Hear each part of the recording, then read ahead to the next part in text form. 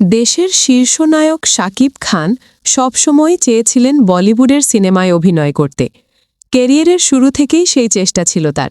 এজন্য নিজের ফটোশ্যুট করা ছবিও তিনি বলিউডের বিভিন্ন পরিচালকের কাছে পাঠাতেন, কিন্তু তখন সেই সুযোগ মেলেনি। কয়েক বছর আগে শাকিব জানিয়েছিলেন তিনি বলিউড অভিনেত্রী শ্রদ্ধা কাপুরের সঙ্গে একটি সিনেমায় অভিনয় করবেন, কিন্তু শেষ পর্যন্ত সেই স্বপ্নও পূরণ হয়নি। তবুও আশা ছাড়েননি এই নায়ক, চেষ্টা চালিয়ে গেছেন তিনি। কেরিয়ারের প্রায় 2 যুগ পর অবশেষে বলিউড নায়িকার সঙ্গে অভিনয়ের সুযোগ পেয়েছেন শাকিব খান। তবে স্বপ্নের নায়িকা শ্রদ্ধা কাপুর নয়, তিনি সুযোগ পেয়েছেন বলিউডের মাঝারি জনপ্রিয়তার অভিনেত্রী সোনাল চৌহানের সঙ্গে। বলা হচ্ছে নতুন এই সিনেমার নাম দর্দ। ছবিটি পরিচালনা করবেন অনন্যা মামুন। 2008 সালে জন্নত সিনেমার মাধ্যমে বলিউডে অভিষেক হয় সোনাল চৌহানের। এই ছবিতে তার সঙ্গে ছিলেন ইমরান হাশমি, আর তাদের রসায়ন দর্শকদের মাঝে বেশ সাড়া ফেলেছিল। তখন অনেক সমালোচকই মনে করেছিলেন সোনাল চৌহান বলিউডে দীর্ঘ পথ পাড়ি দেবেন।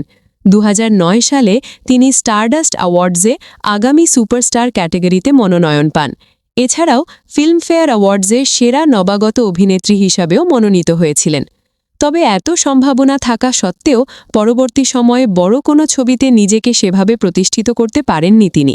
সোনাল এখন পর্যন্ত প্রায় 13টি সিনেমায় অভিনয় করেছেন, কখনো প্রধান চরিত্রে, আবার কখনো অতিথি চরিত্রে দেখা গেছে তাকে। জন্নত সিনেমা হিট হবার পর তিনি তেলেগু চলচ্চিত্র রেইনবোতে অভিনয় করেছিলেন, কিন্তু সেখানেও তেমন সাফল্য পাননি।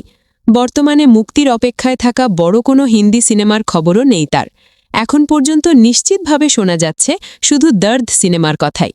এর আগে শোনা গিয়েছিল শাকিব খানের এই প্যান ইন্ডিয়া সিনেমায় অভিনয় করবেন নেহা শর্মা এবং জরিন খান, কিন্তু শেষ পর্যন্ত তারা কেউই সময় দিতে পারেননি বলে জানা গেছে। ফলে প্রযোজনা প্রতিষ্ঠান শেষ পর্যন্ত সোনাল চৌহানকেই নেয় এই ছবির জন্য। এদিকে শুটিংয়ের আগে এক সংবাদ সম্মেলনে একসঙ্গে হাজির হন শাকিব খান ও সোনাল চৌহান।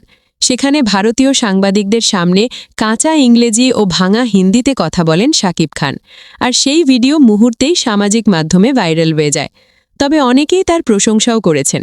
অন্যদিকে কিছু সমালোচক বলছেন, যেখানে টলিউড সুপারস্টার দেবের প্যান ইন্ডিয়া সিনেমাও বক্স অফিসে খুব একটা সফল হয়নি, সেখানে শাকিব খানের এই ছবিও বড় সাফল্য পাবে কিনা তা নিয়ে সন্দেহ রয়েছে।